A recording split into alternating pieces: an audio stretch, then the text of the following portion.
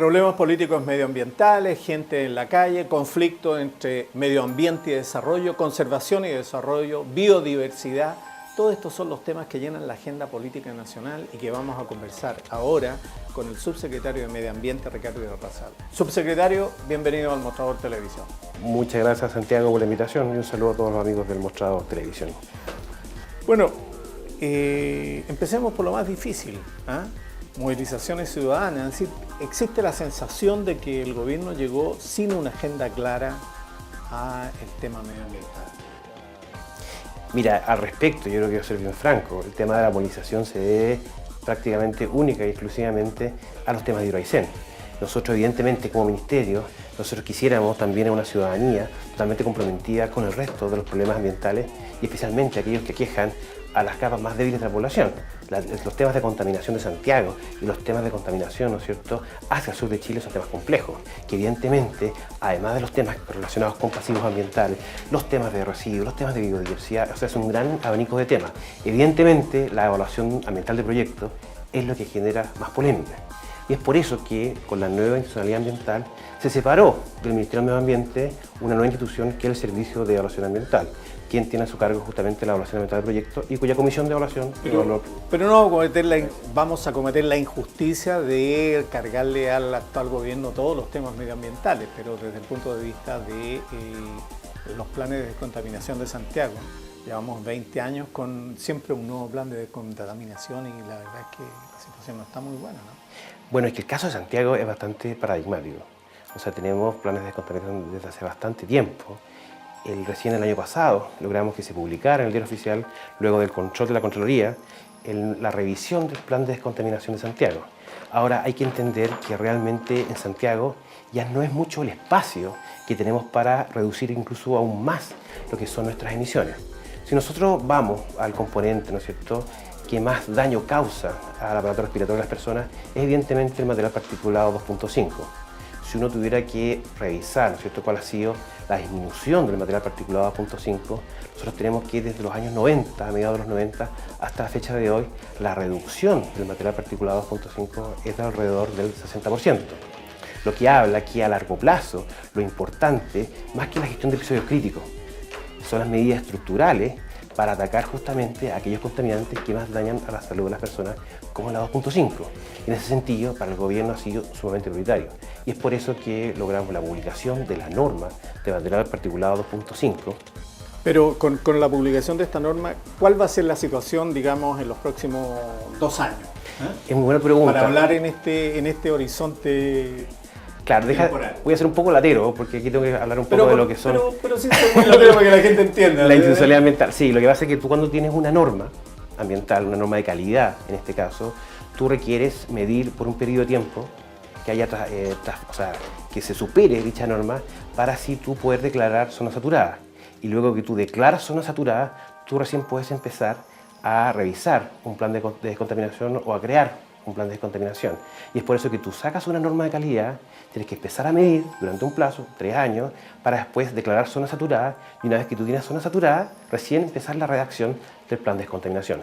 Como evidentemente son muchas burocracias y nosotros no queremos esperar tanto, es que el gobierno del presidente Sebastián Piñera está tomando medidas desde ya.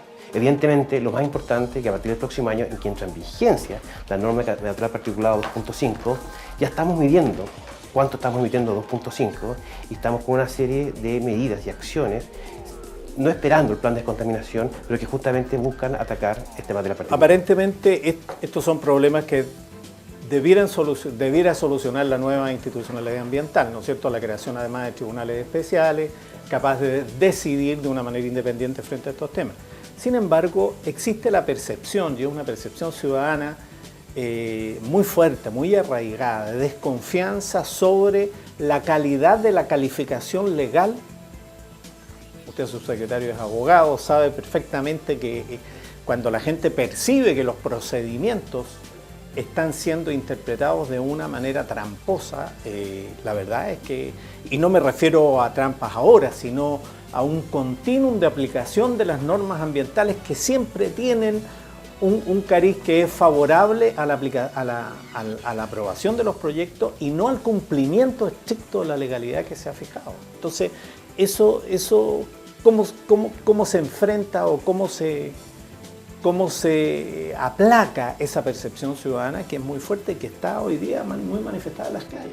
Claro, ahí bueno, entramos de lleno en lo que es la evaluación ambiental de proyectos y qué está haciendo el gobierno para que ésta sea más tecnificada y menos política. Pero como un tema general, por ejemplo, en el caso específico de Hidroaicén, uno de los problemas centrales es que el estudio de impacto ambiental, que fue requerido con muchas observaciones por la institucionalidad, hoy día no cumple con los estándares. Por ejemplo, impacto demográfico. El impacto demográfico no está prácticamente medido por la empresa y la empresa ha aceptado que no tiene prácticamente un proyecto de esa naturaleza en un horizonte de 12 años, con 3.000 personas promedio, con un movimiento además de gente muy joven que tenga impacto demográfico sobre Cochrane, por ejemplo. Mira, ahí hay que entender qué es lo que es gestión ambiental y para qué sirve el sistema de evaluación de impacto ambiental.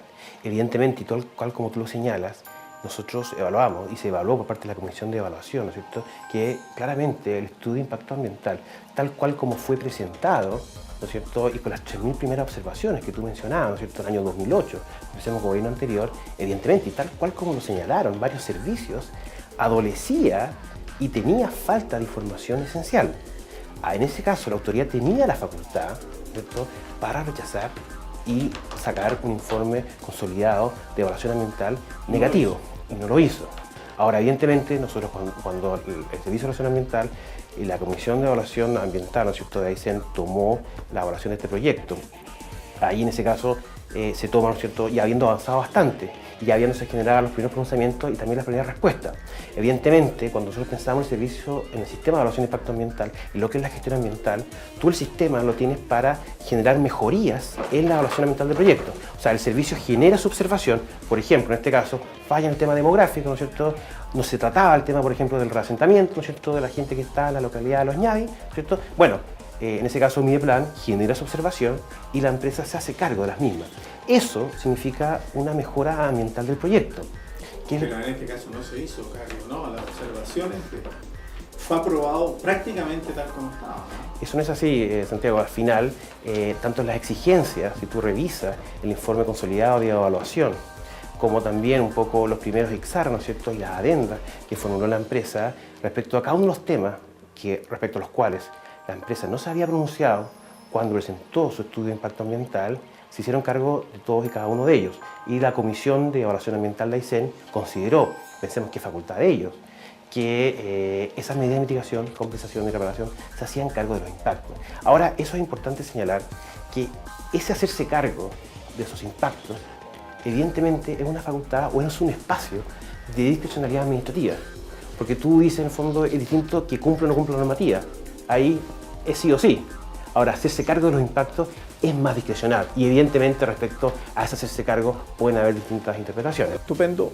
Pasemos entonces a un aspecto que me parece muy sustantivo. Hace un par de meses aproximadamente que se enviaron dos proyectos que son muy importantes desde el punto de vista de dotarnos de esta normativa. Una, la que crea el Servicio Nacional Forestal, ¿no es cierto?, que modifica CONAF, y otra que crea el Servicio Nacional de la Biodiversidad.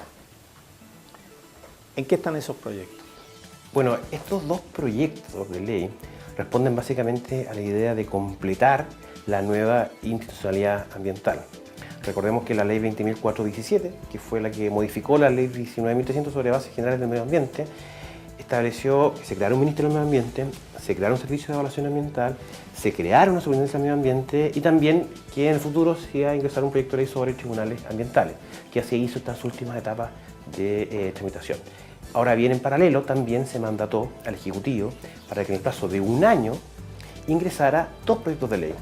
Uno, que creara un servicio de fomento forestal, servicio forestal, y otro que creara un servicio de biodiversidad y áreas silvestres protegidas. Ambos proyectos fueron ingresados dentro de plazo, de acuerdo al mandato que quedó establecido en forma legal, y actualmente están en tramitación ambos proyectos de ley en las Comisiones Unidas de Agricultura y Medio Ambiente del Senado.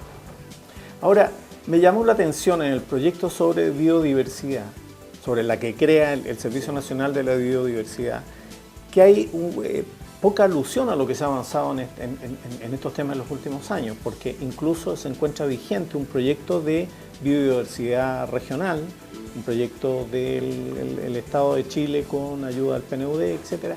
Pero además, ¿no es cierto?, Chile es, desde el punto de vista de la biodiversidad, tiene 2 hotspots, es decir, concentraciones de especies endémicas y además concentradas, ¿no es cierto?, que son muy particulares. ¿Qué pasa con eso? A diferencia de otros países, Colombia, Brasil, Chile no es un país megadiverso, pero tiene una característica bastante importante, que es el endemismo. Y desde ese punto de vista, Chile sí es considerado, claro, especialmente en la zona central del país, es considerado un hotspot de biodiversidad.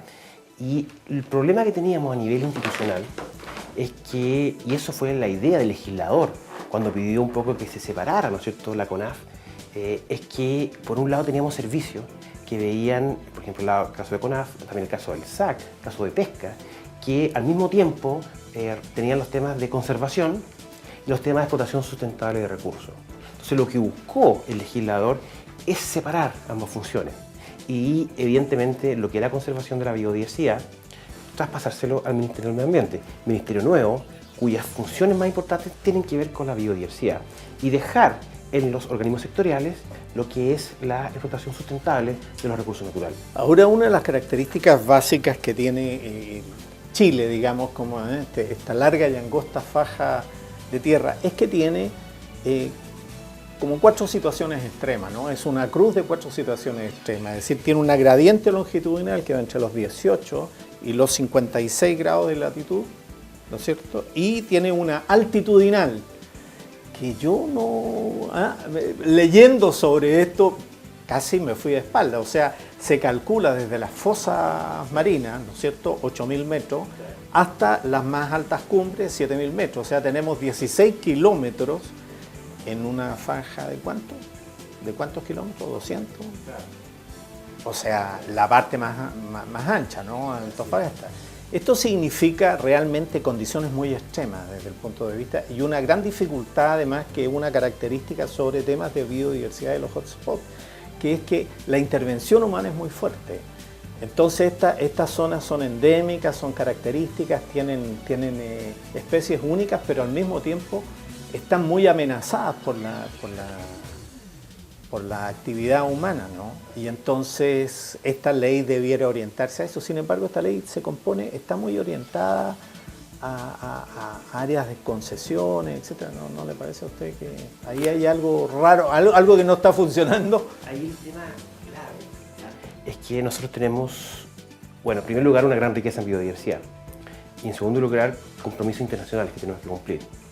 Y eso, que es la Convención de la Biodiversidad, ¿no es cierto?, que establece una serie de obligaciones, especialmente no en cuanto a superficies que tengan que estar bajo protección, sino en cuanto a representatividad de ecosistemas y que en el fondo al menos un porcentaje, ¿no es cierto?, de los ecosistemas, ¿no es cierto?, la representatividad tengan algún grado de protección. Entonces tú lo que tienes que construir es una política de biodiversidad, ya estamos hablando de política, ¿no es cierto?, para después poder bajar a las leyes, que realmente se pueda hacer cargo de nuestros compromisos internacionales, pero no solo desde un punto de vista solamente de las áreas protegidas, sino que también qué hacemos por la biodiversidad fuera de las áreas protegidas. Y es por eso que este proyecto de ley, que no es solamente un proyecto de ley orgánico, al que crea un servicio, crea un servicio, le da funciones, etcétera, pero establece una serie de instrumentos de gestión ambiental en biodiversidad. En primer lugar, establece 8 categorías de conservación, las cuales son tomadas de la UICN y adaptadas a lo que han sido los modelos locales de conservación. Estas 8 categorías nos llevan, ¿no es cierto?, desde las categorías con mayor protección, como son, por ejemplo, la Reserva de Región Virgen, que actualmente en Chile no tenemos ninguna, en que prácticamente tú esa reserva lo vas a dejar como un núcleo duro de protección de biodiversidad. Y después una serie de otras categorías. Entonces, ¿tú qué haces cuando tienes distintas categorías? Tú vas creando zonas buffer o de protección respecto a los núcleos duros de biodiversidad y además tú logras, a través de menor protección, lograr hacer conectividad entre distintas áreas protegidas. Por eso a mí me llamó la atención en la lectura de la ley, por ejemplo, todo lo que podría hablarse de una zona de transición entre lo que es la zona ocupada con actividad económica, por ejemplo, y lo que es la zona de conservación. Y luego hay áreas de amortiguación o como quieran llamarse, y lo veía porque la red de emprendimientos privados, por ejemplo, de conservación de biodiversidad, así Conserva Chile, que es muy interesante, donde está Huilo Huilo y parte de la Reserva Costera Valdiviana, en fin, ellos plantean una serie, el uso o el aprovechamiento de un intangible de biodiversidad, ¿no es cierto?, en términos de gestión de estas áreas. ¿Cómo se va a enfrentar este tema? A ver, que esa transición a la cual tú mencionas, o eso actualmente, por ejemplo, los planes de manejo de nuestros parques y reservas, contemplan la posibilidad de tener zonas de amortiguación. Eso está dado justamente por las distintas categorías de protección. Evidentemente tú tienes un núcleo duro y tú generas una zona de amortiguación, ¿no es cierto?, al lado con una menor categoría de protección y ya estás consiguiendo justamente esa amortiguación, porque las menores categorías de protección te incluyen la posibilidad de manejo sustentable de recursos. Y esto son tomadas básicamente de lo que es la UICN. Pero aquí yo comparto plenamente el criterio que usted expresaba recién, de que además no se le pueden exigir solamente a la legislación ambiental cosas que son de otros ámbitos, digamos. Pero, por ejemplo, en este caso específico, o sea, en la protección de biodiversidad, algunas áreas que son muy interesantes de ser protegidas o que tienen actividad privada de protección, son áreas que encierran una serie de realidades. Por ejemplo, actividades económicas productivas importantes, lecherías, en fin. O son áreas indígenas y que corresponden algunas, ¿no es cierto?, al área del fomento económico u otras al área de ley indígena.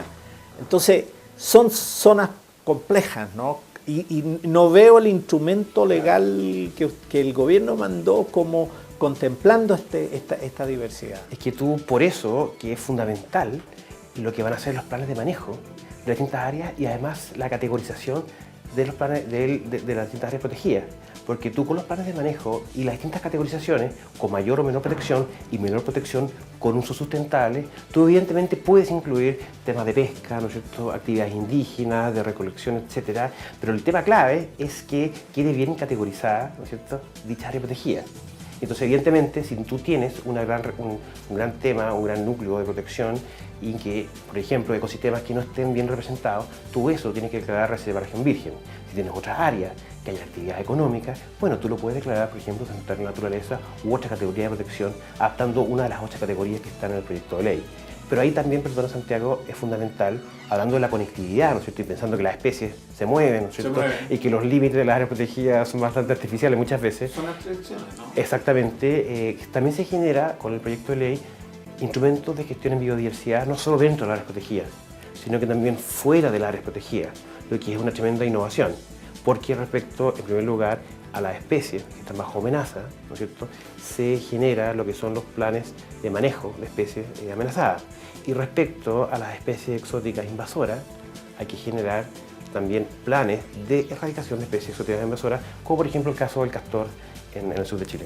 Pero yo estoy pensando incluso en emprendimientos económicos que tengan una certificación, digamos, ambiental que los haga más blandos o más amistosos respecto a la área de conservación.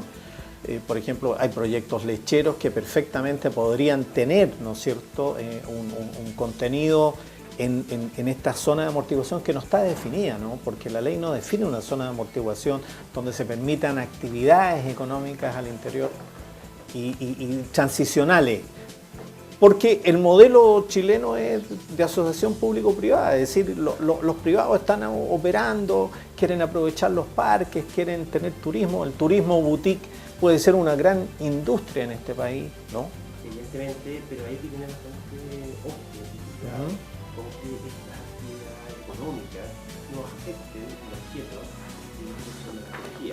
Pero lo que está ocurriendo es que los privados están exigiendo que les definan incentivos económicos, impulso competitivo para la protección. Claro. Yo lo he escuchado, por ejemplo, a la gente de Huilo Huilo, ¿no? Sí, ahí en ese sentido lo que hace el proyecto de ley es que crea un fondo para la biodiversidad, para la conservación en biodiversidad.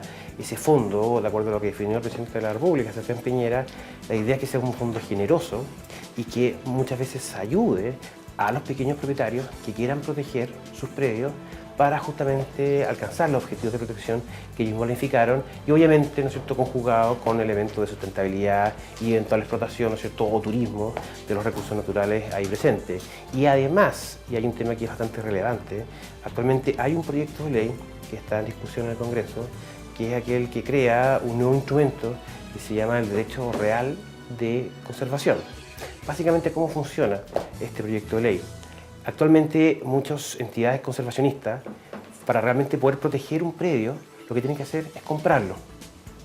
Lo que te genera este derecho real de conservación es que ya no va a ser necesario tener que comprar un predio, sino que solamente tú pagas por la obligación de que el dueño del predio no realice actividades que vayan en contra de la conservación del predio, mediante algún contrato que se establecen obligaciones y aquello queda grabado como un derecho real.